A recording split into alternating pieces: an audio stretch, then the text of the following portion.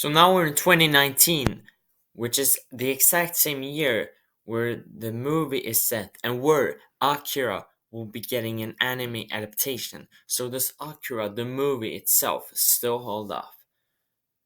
Akira is often hailed as a classic and being influential to both anime and even Hollywood. Akira is an cyberpunk action and is about two delinquent gang members called Tetsuo and Kaneda. Now, these two guys are in conflict with another gang called the Clowns, and during a battle with the two gangs, an accident happens to Tetsuo. He gets caught up with like an Esper, which makes Tetsuo experience unusual pains and hallucinations. Tetsuo gets sent to a hospital where he starts to get experimented with, and this world of Akira, it's set in like Neo Tokyo, where things like gang violence and terrorism are very common and occur often. And I'm not actually a watcher of older anime, so I'm in no way, shape, or form an expert of them. But I have to say that the visuals here were the strongest aspect of Akira. They were so extremely impressive, and this was pre-digital. Like this was all hand drawn. But I love this grim cyberpunk aesthetic with lots of neon colors and detailed art style. I also really liked the mystery of what Akira was.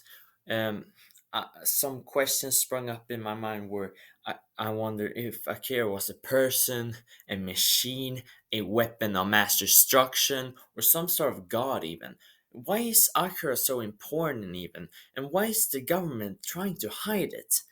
All that we get to know before the ending is that it is something where both the government and the military are working together to try to hide it. And it seems that Akira also is getting worshipped a lot in this movie. There's, for example, this cult in Akira. No, this cult in this film where they are trying to they think when during a later part in the movie where Tetsuo arrives, they think he's Akira and it's the second coming of Akira because they hail Akira as some sort of god. So Akira seems to have a really large cult following in this movie, um, and I also really like the friendship here between Kaneda and Tetsuo, where Kaneda he kind of treats Tetsuo like his little brother, but Tetsuo has this like inferiority complex, so he doesn't really like that. It hurts his pride. So when later in the movie, where Tetsuo actually gains his superpowers, um, from this Esper actually caused Tetsuo to gain like superpowers that created that like diminished his inferiority complex, and I love how they use that as like a plot device in the movie. That was great.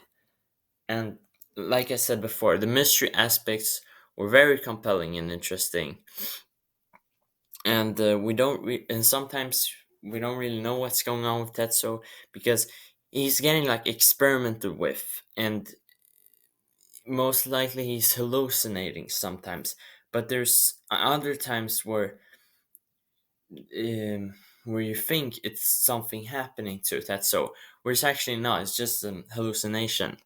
Um, like for example, there was like these stuffed animals that became larger, scary ones. Um, that was really interesting. And this movie is not actually amazing. It has some things that I didn't like the um, characters. Most of the characters were boring and kind of annoying. Like Kaneda was not anything particularly interesting about him. He was really kind of thick-headed, and this whole like motorcycle gang were really boring. um, they were just shouty and annoying, and they were kind of dull. and the villains here being the military and the government, which actually captured Tetsuo, felt kind of one note and boring actually. And there was this military general who appeared a lot in this movie, but he didn't really have a personality. And probably my least favorite thing about Akira has to be the ending. It tries to pull off this like mind fuck, but it's kind of feels incomplete, and it's not like in End of Evangelion where it's like just this like complete ending where like um at first when you see it, nothing makes sense, but then everything makes sense. This was just kind of confusing. um but overall, Akira was a visually gorgeous movie that is still very influential and important to not only the anime scene but to um, movies in general. Like The Matrix was inspired by Akira, for example. And even though I feel it's kind of overrated and could have developed its characters a bit more, it's still a very enjoyable film. And I would say that Akira still holds up. And I'm actually gonna watch the. Gonna read the manga pretty soon. So I hope the manga maybe develops the characters a bit more. And I heard that the manga actually has some things that the movie ignored, like that so develops some sort of drug addiction. Um, so I will read the manga right after posting this. But yeah, that was it. I'm gonna make a video on Steins Gate around next week.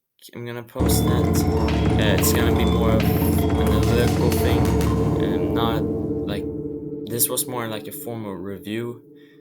But I hope you guys enjoy this, and yeah, see you later.